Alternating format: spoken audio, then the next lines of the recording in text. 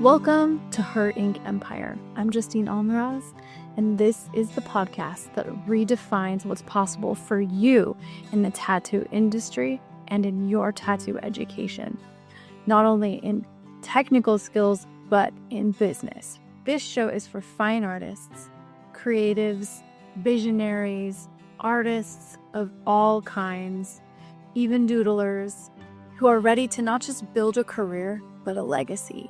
Here we merge mastery, freedom, and creative power to surpass the outdated industry norms, the outdated rules, and step fully into our creative power and roles as leaders in our communities. If you've ever felt like there has to be a better way, a better option to learn tattooing, to earn in this industry, and to lead in tattooing, you're in the right place.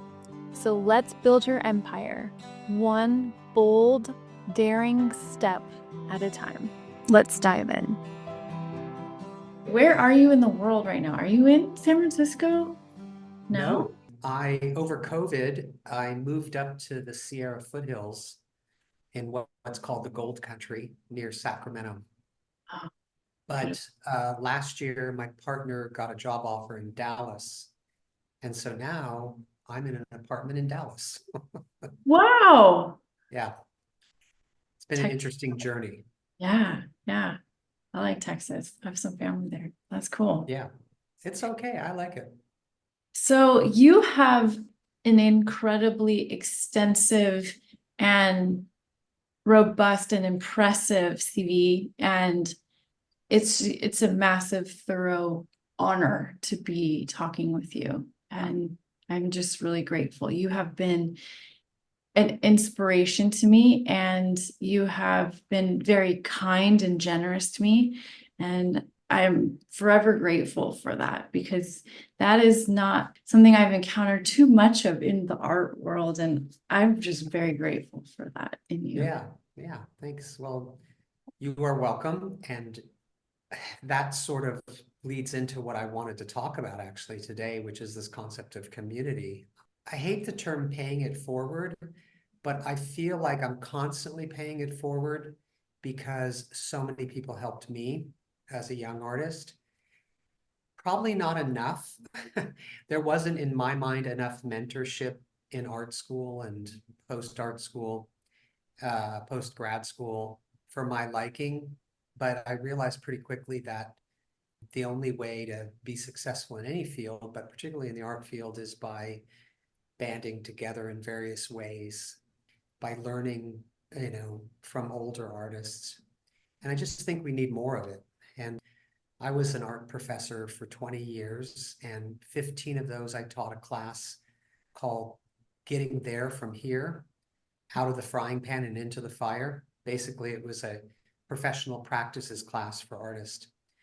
And I felt like it was my responsibility as a older artist to help younger artists understand what it is to live a life as a working artist, how difficult it is, but also, the understand how the system works and how you can help each other, So, and that's why I started my art fair as well. It was an extension of this idea of mentoring and helping younger artists. I saw an opportunity to create a fair that would give opportunities to other artists. And that is as much as a part of my practice as my own art making. Because, I feel like as much as I have helped people and mentored younger artists, so many people have helped me and have given me lots of guidance in my life and lots of assistance. Yeah. When you mentioned art school, I did formal art school as well, and had some of the same experiences that you mentioned. And I'd love to know if you could reform art school today. Yeah. What would you change or add in? Oh my God. What do you need? Holy cow. That you got an hour? I know. I wish. Well, I mean, here's what I would do, but in kind of broad strokes. First off, I would make all art schools have a 2-year mandatory core program like the one I went through. So they would learn color theory, design, materials and methods, figure drawing, the basics of art history. You know, it was shocking to me as a teacher how little technique my students actually had. And that's because all that core stuff was swept away in favor of the sexy theory classes and conceptual art classes. And, you know, not that I have any problem with that, but I think that it has to be grounded in a real understanding of traditional art materials and methods. So I'd do that first. Then the next thing I would do is I would require, at minimum, the seniors have a year-long practicum that was based on my professional practices class. And in fact, my professional practices class originally was a 2-semester class for seniors and grad students. And it's great because there's that much information to know before you leave school, so that when you leave, you have a good sense of where you're going and how to get there. Every other field of study, if it's the law or if it's medicine or, you know, even academic subjects, you know, going into academia, there are pathways that are clearly defined. There are internships and there are, you know, career nights. There's lots of ways that young students kind of learn not only the field that they're interested in, but how to get into the field. Nobody does that anymore. You get a degree, they kick you out, they never want to hear from you again. So there has to be some kind of course for graduating seniors where they understand how the art world works, all the options in the art world. You don't just have to be an artist who paints big paintings that, you know, get sucked up by galleries and then, you know, go to museums. There's lots of ways to be in it in a variety of ways. So that would be my ideal. And then there would be a very strong alumni network that would mentor artists post-graduation. And I'm very hard pressed to know of any art schools or even art programs in good schools that have anything like that. It doesn't exist anymore. I That's what I would do. begged my professors for something like what you're talking about. Yeah. Oh, when I proposed my class at the San Francisco Art Institute, the dean and the president of the school loved it, absolutely loved it. But then all my colleagues hated it. They pushed back on it so hard. Why is that? Do we need to teach them marketing? Why do we need to teach them this and that? And I'm like, we're just teaching them how to survive. I go, they can't all be privileged like you, where you've got a tenure track job. You never have to make art for the rest of your life or sell it. These guys are going to go out there and try to be, you know, working artists. So I got a lot of pushback for it, but you know what? It was wildly popular. My syllabus alone, I'm sorry, not my syllabus, my reading book that I put together out of readings from different books that I had accumulated, from theory to, you know, art practice. That little, you know, Xeroxed book that I would put out every semester, it would sell out in the school store way beyond the number of students. I could have 20, 25 students. We'd sell 50 copies of it because people were dying for that information, dying for it. Yep. And even to this day now, so that was, you know, whatever, 25 years ago when I started that. To this day, there aren't regular and required courses in art schools and in art programs in colleges. There's very few. You know, when I talk to young artists now who are just graduating, they're like, yeah, we never had anything like that. But I think that's where we kind of miss the boat in the educational world, is thinking seriously about art as a discipline and as a career. We don't really take it seriously. People don't, as you know, people don't take artists very seriously in general. That's why they don't want to pay them. they don't want to pay them because they don't think what they do is worthwhile. And yet when you look around wherever you are, everything that you can see has been made by an artist or an artisan. But somehow that's not important enough for us to teach them, their career, about their careers, or pay them for their work. Well said. Yeah, agreed. What has been the most fun and maybe easiest way for you to have an income as a professional artist? There's no easy way, number one. And sometimes I don't think it's even that fun. Yeah, I can tell you how I make money from my art, and that's going to be completely different and not applicable to everybody else. But my focus, so I was more of a conceptual artist when I got out of grad school. My work was conceptually based. I showed in galleries in New York and LA and San Francisco and Miami, and I was in lots of museum shows. And as I used to like to say to people, that and $5 gets you a cup of coffee. It didn't really make a living for me because I was laboring under this old paradigm that was imparted to me by my professors, that you don't have to make money on your art. You make it, you go get a job. And that job is usually teaching. So that's what I did. I first worked in the trades and, in construction, then I started teaching. And then my art career wasn't dependent on sales. And that's totally valid way to do it. Absolutely fine. Lots of artists do it, but fewer and fewer artists do it now for a variety of reasons. One is there's fewer teaching jobs full-time that really can give you full-time income. So, and then there are just a lot of artists out there that don't wanna, and they shouldn't have a job to support their art career. So when I was doing that, that worked out fine. But now I'm really focused on having my work support me. And so I'm not that interested in showing in galleries. I have a friend who only goes to art fairs, just takes his work from art fair to art fair. And I asked him, I said, hey, don't you work with galleries? And he said, Ray, if I wanted a part-time job, I would get my work into a gallery. Meaning he'd have to then support himself through other means if he relied on galleries for his living. So he's figured out another way.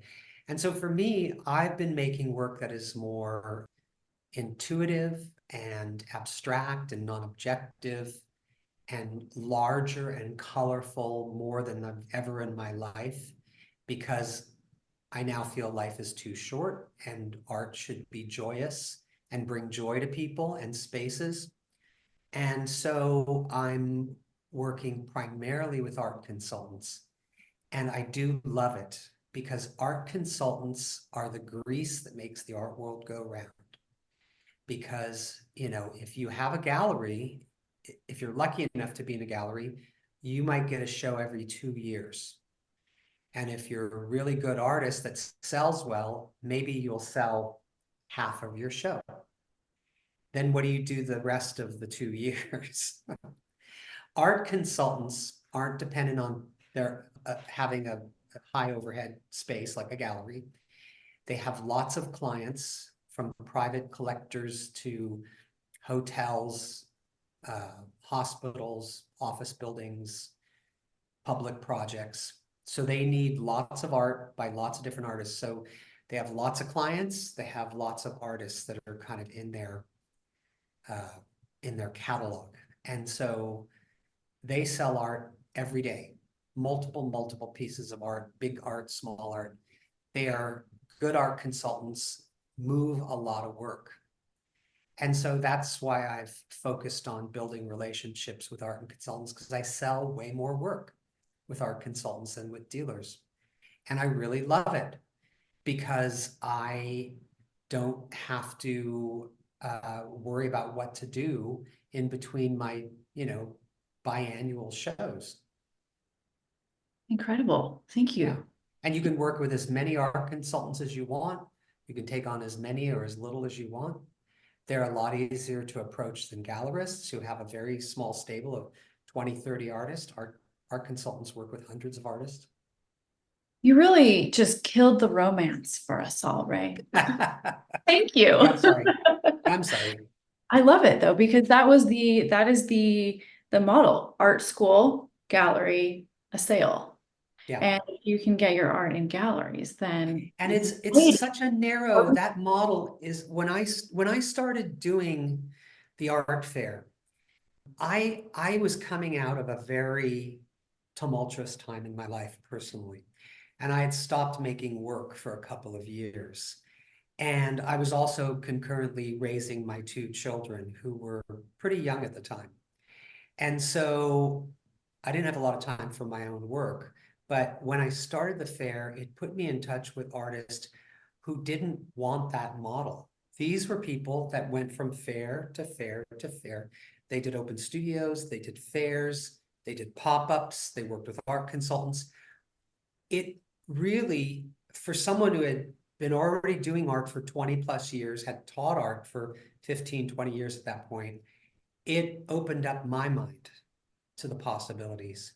And I always knew that was out there, but to actually watch these startup artists, you among them, making their work and putting it out in the world and controlling how that goes, not giving it to a middle person, it really showed me a model, a working model that I hadn't considered.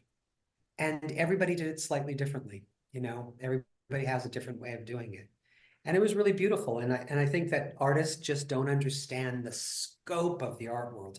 One of the things I used to do in my professional praxis class, they would write artist statements, they would create an elevator pitch, they would get their images together, they would make a website if they didn't have one, they would, write a grant, they would, I would have them go through all the things that an artist has to do.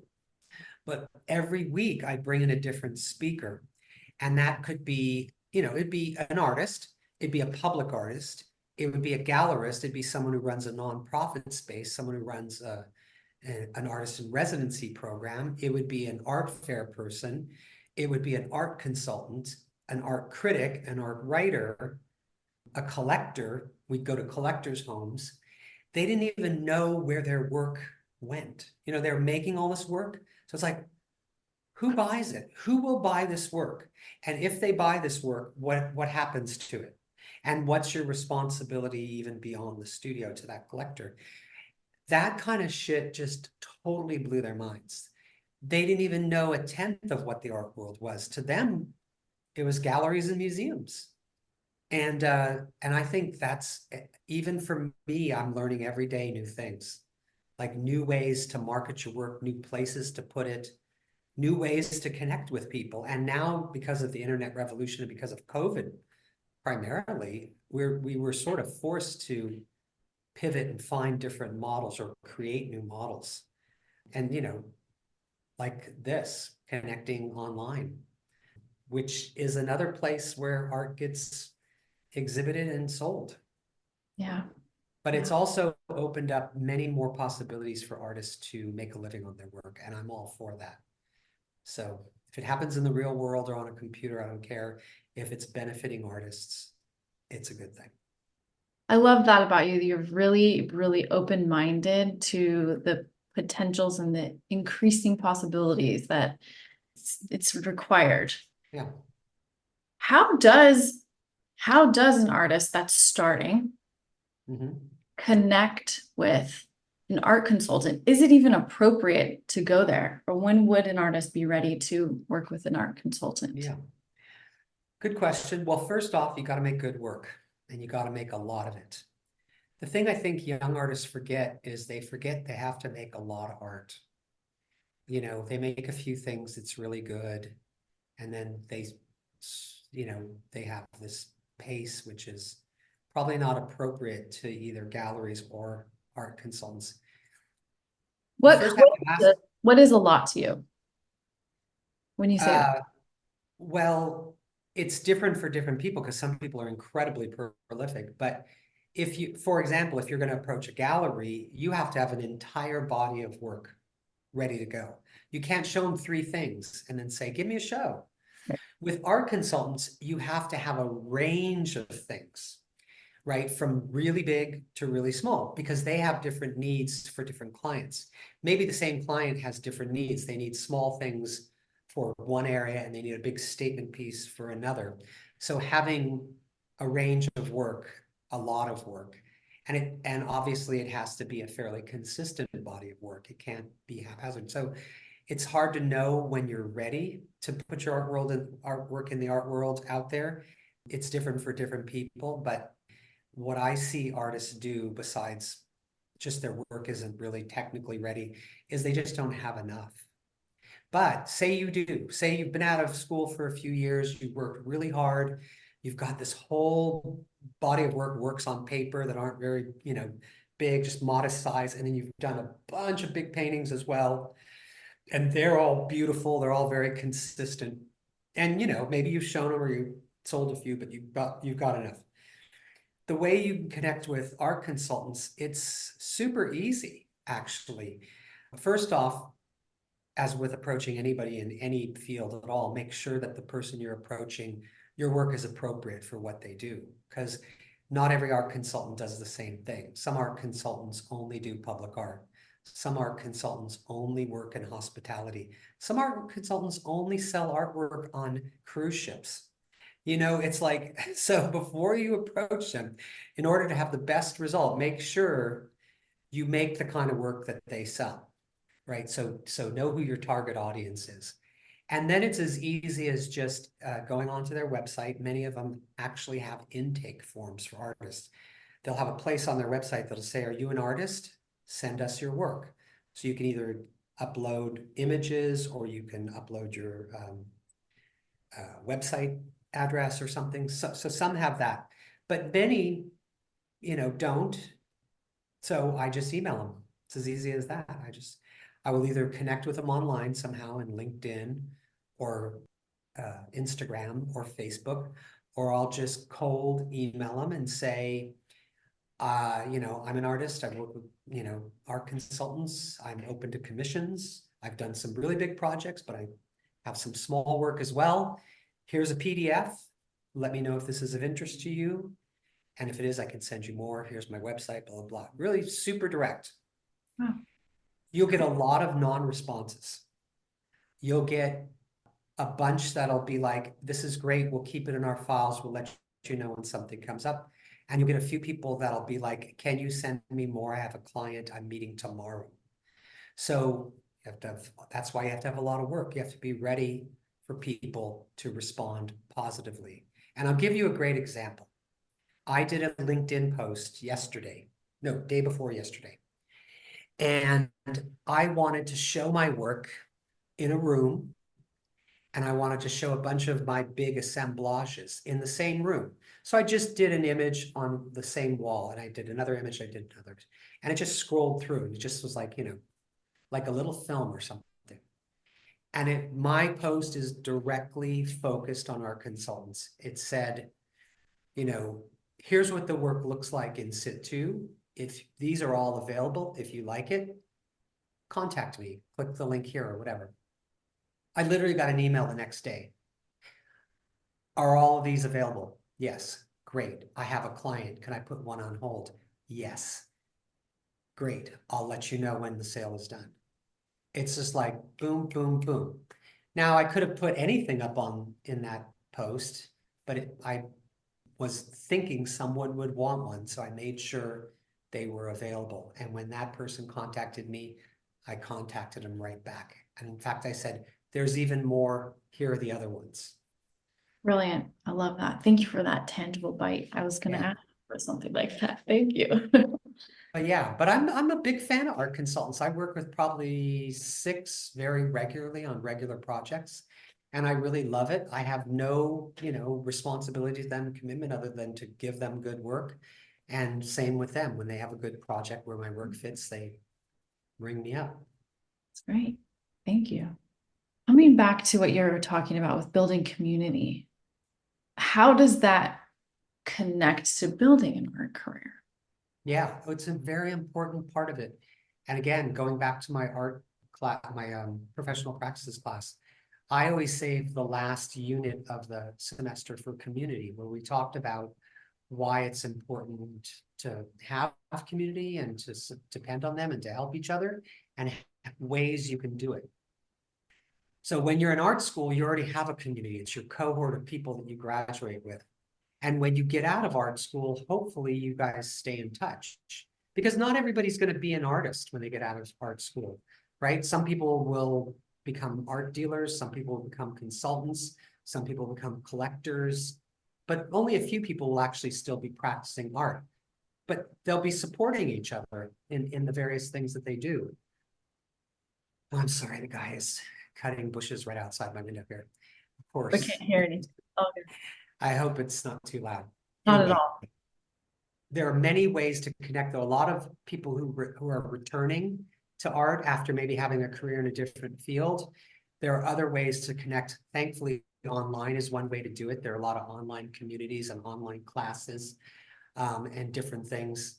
I'm a big fan of salons. I ran a salon out of my studio in San Francisco for 8 years. We called it the second Wednesday of the month salon. And so second Wednesday of the month salon, everybody would come to our studio, one person would put work up, and it really wasn't about talking about the work necessarily. The work was there and you could talk about it. It was about communing together and sharing ideas and connections. And a lot of people, I mean, there were love connections made at my salon. People got married. There were collaborations that occurred between artists. There were some of my students would come to it and meet older artists that they mentored with. It was really fantastic. I loved it. And I had forgotten about it until COVID hit. And when COVID hit, I was looking for a way to connect with artists because we were all so separate. And luckily, a friend of mine wanted to start like a private Facebook group, but it wasn't based on Facebook. And part of what we did on this group, besides share information online, was each of the founding members, there's 3 of us, we would do what we called office hours. So we would have a Zoom call once a week. And I've continued that Zoom call Tuesday mornings at 9 a.m. Pacific time.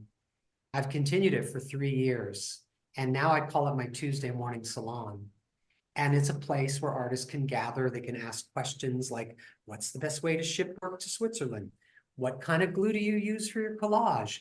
How do I deal with a collector who bought my work and refuses to pick it up? What do I do about this gallery that won't pay me? Has anyone had this weird internet scam? What do you do about that? And we brainstorm those kind of things. And, you know, many minds coming together can solve almost anything. So there's those kind of ways, you know, and then there's your local community. You know, when I was living up in the foothills of the Sierra foothills, we had a pretty nice little core group of artists that all lived within proximity to each other. And we would meet on a regular basis, mostly just to bullshit and drink wine. But, you know, stuff is done in those, you know what I mean? Information is shared. People help each other. Oh, you need to do your taxes. Here's my tax guy. He only does artists. You know what I mean? It's just like, it's just all those casual ways that artists can aid each other. How can more artists connect with you, Ray? And see your art? Connect with you. Connect with you. Yeah. And join your community. Yeah, well, okay. So 2 things. One is you can get onto my mailing list on my website, raybeldner.com. The other is I'm doing a workshop specifically about art fairs, how to do them, why to do them, how to be successful. And that's a link on my website as well, or off my Instagram, and people could sign up for that. It's pretty cool. And then on my website as well, under contact, is my phone number. It is my phone number. It goes directly to my cell phone. You can text me and say, I want to join your Tuesday morning salon, and I will send you a link. It's a permanent link. You can join anytime. It doesn't cost anything. You can jump on, introduce yourself, and then just fire away with questions.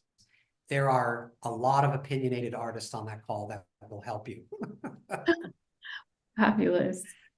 Yeah, Sounds so much fun. I will join you there. yeah.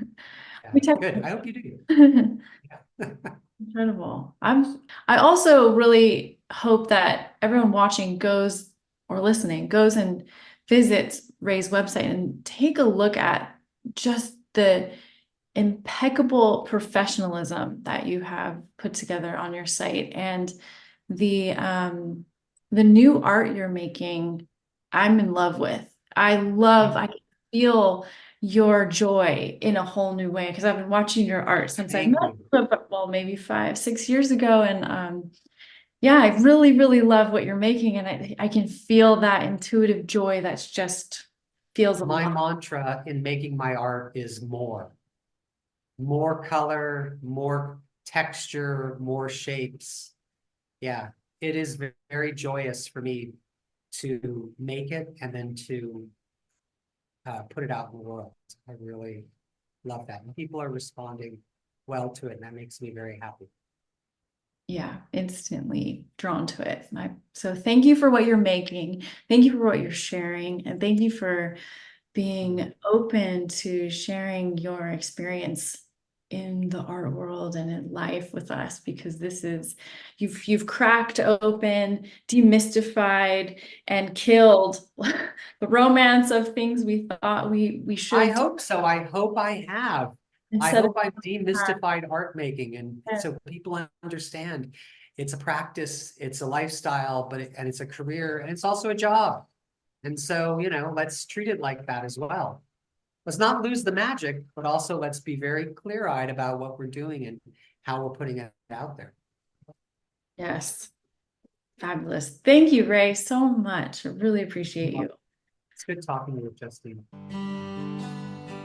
Thank you so much for listening and being a part of Her Ink Empire.